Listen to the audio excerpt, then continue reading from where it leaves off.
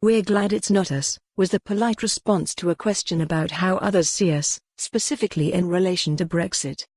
It was difficult to tease out a more expansive answer from the group of Europeans, Danish, German and Swedish, because they clearly felt the UK was suffering enough and didn't want to rub it in.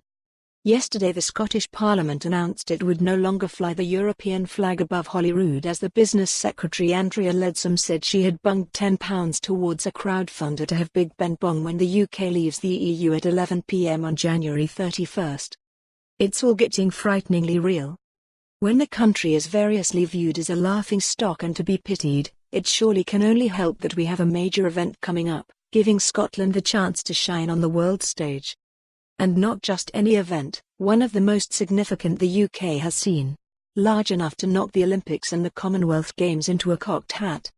Yet the backlash against 26 Colombian pesos, the United Nations Climate Change Summit, has already begun. It was revealed on Wednesday that the event, to be held in Glasgow at the SEC campus on the banks of the River Clyde, is expected to cost hundreds of millions of pounds in policing costs. It was a wonder that anyone was surprised. Glasgow will host up to 200 world leaders and 40,000 delegates. It's due to be the largest policing operation the UK has seen. This sort of thing doesn't come cheap. Callum Steele, the General Secretary of the Scottish Police Federation, spoke positively about the event on BBC Radio Scotland on Wednesday morning, saying there had been nothing like it in Scotland or even the UK before. Mr. Steele described it as the biggest policing event the UK has seen, more significant than the Olympic Games or Commonwealth Games, and would require the largest mass mobilisation of UK police the country has seen. The G8 summits, he said, will pale into insignificance. He went into further details. Police Scotland will be unable to manage the event alone. The country will host leaders from the US, Russia, China, and Israel, all of whom will demand their own safety and security considerations.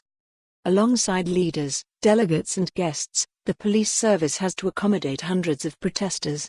Economic opportunities must be leapt on, he added. Scotland will be in the spotlight of the world for those 2 weeks.